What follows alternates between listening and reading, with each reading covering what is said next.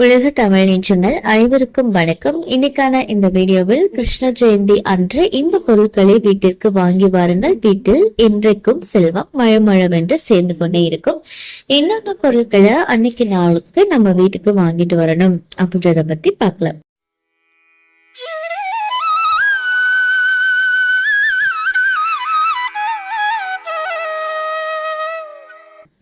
கிருஷ்ண ஜெயந்தி அப்படின்றது பாத்தீங்க அப்படின்னா நம்ம கிருஷ்ண பகவானை நினைத்து வழிபாடு செய்யக்கூடிய ஒரு நன்னாள்.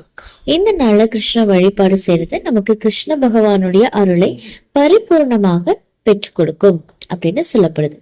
கிருஷ்ண ஜெயந்தி அன்னைக்கு அவருக்கு ரொம்ப பிடிச்சமான உணவுகள் படைக்கிறதோட அவருக்கு விருப்பமான சில பொருட்களையும் வீட்டுல நம்ம வாங்கி வச்சோம் அப்படின்னா நம்ம வீட்டு தேடி அவர் ஓடி வந்து அருள் புரிவார் அப்படின்றது ஒரு நம்பிக்கை.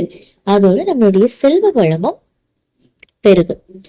இந்த நாள் அன்றைக்குதான் கிருஷ்ண பகவான் அவதரித்த தினம். பகவான் கிருஷ்ணர் பாத்தீங்கன்னா ஆவணி மாத தேய்பிரையில அஷ்டமி திதியும் ரோகிணி நட்சத்திரமும் இணைந்து வரக்கூடிய நாள்ல நள்ளிரவு நேரத்துல அவதாரம் செய்ததா புராணங்கள்ல சொல்லப்படுது. இது தவிர மற்ற ஆண்டுகள்ல ரோகிணி நட்சத்திரம் ஒரு நாளையும் அஷ்டமி திதி ஒரு நாளையும் தான் வரும். ஆனா அஷ்டமி திதியும் ரோகிணி நட்சத்திரம் இணைந்து வருவது பெரும்பாலும் நைட்டு நேரத்துலதான் அமையும். இப்படி ரெண்டும் இணைந்து வரக்கூடிய நேரம் தான் கிருஷ்ண ஜெயந்தி வழிபாட்டுக்கு உரிய நேரம் அப்படின்னு சொல்லப்படுது. கோகுலாஷ்டமி அன்னைக்கு பாத்தீங்க அப்படின்னா நமக்கு ரொம்ப பக்கத்துல வந்துருச்சு. சோ குழந்தை வரம் வேண்டி நிக்கிறவங்க இந்த நாள்ல கிருஷ்ண ஜெயந்தி வழிபாடு செய்யறது அப்படின்றது ரொம்ப நல்லது. அவருக்கு சில குறிப்பிட்ட பொருட்களை வீட்டுல வாங்கி வச்சு வழிபட்டீங்க அப்படின்னா அவருடைய அருளினால வீட்டுல செல்வம் என்னைக்குமே நிறைந்திருக்கும். பாத்தீங்க அப்படின்னா துளசி மணி மாலை, துளசினாலே கிருஷ்ணனுக்கு ரொம்ப விசேஷம். அதனால துளசியாலான துளசி மணி மாலை, மூங்கில் பொருட்கள், மயிலிறகு இதெல்லாமே அன்னைக்கு வீட்டுல நீங்க வைக்கலாம். அப்புறமா பாத்தீங்கன்னா துளசி மணி மாலை வாங்கிட்டு வந்து கிருஷ்ணனுக்கு கழுத்துல போட்டு பூஜைகள் பண்ணி பயன்படுத்துறது அப்படின்றது ரொம்ப ரொம்ப நல்லது.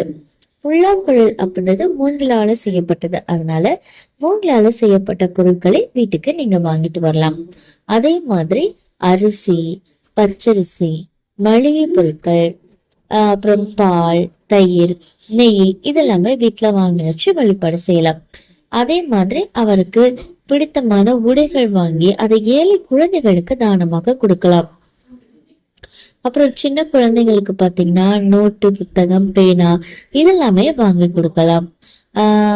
அதே மாதிரி நமக்கு பாத்தீங்க அப்படின்னா மாலை நேரத்துல வழிபாடு செய்யறது அப்படின்றது ரொம்ப ரொம்ப நல்லது.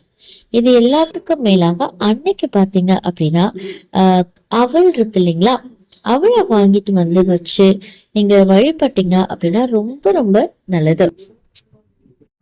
உங்களால நிறைய பொருட்கள் வாங்க முடியல அப்படின்னா கூட பரவாயில்லைங்க. இந்த ரெண்டு பொருளை மட்டுமாவது நிச்சயமா நீங்க வாங்கிட்டு வந்து வச்சீங்க அப்படின்னா ரொம்ப நல்லது. அதுல நான் முன்னாடி சொன்ன மாதிரி அவள் வாங்கி வைக்கலாம். அவள் 10 ரூபாய்க்கு கூட நீங்க வாங்கிட்டு வந்தீங்க வச்சீங்க அப்படின்னா ரொம்ப ரொம்ப நல்லது. அத பாயாசமா கூட நீங்க செஞ்சு அவருக்கு படைக்கலாம். அடுத்ததா பாத்தீங்கன்னா மயிலிறகு. சோ மயிலிறகு அப்படின்னாலே நமக்கு ஞாபகத்துக்கு வர்றது கிருஷ்ணன் தான். சோ கிருஷ்ணருடைய தனி அடையாளமாகவே இந்த மயிலிறகு நமக்கு இருக்கு. அதனால இதையுமே நீங்க வீட்டுல வாங்கிட்டு வந்து வச்சீங்க அப்படின்னா ரொம்ப ரொம்ப நல்லது. இது நம்ம வீட்டுல வைக்கும் போது நேர்மறை ஆற்றலை ஈர்க்கக்கூடிய தன்மை கொண்டது. அதோட அவருக்கு விருப்பமானது அப்படின்றதுனால நம்ம வீட்டுல வைக்கும் போது வீட்டுல நல்ல செல்வ வளமும் பெருக ஆரம்பிக்கும்.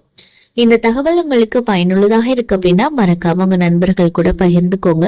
மேலும் இது போன்ற ஆன்மீக தகவல்களுக்கு என்னோட சேனலை நீங்க சப்ஸ்கிரைப் பண்ணிட்டு பக்கத்துல இருக்கக்கூடிய பெல் ஐகானையும் பிரஸ் பண்ணிக்கோங்க. நன்றி.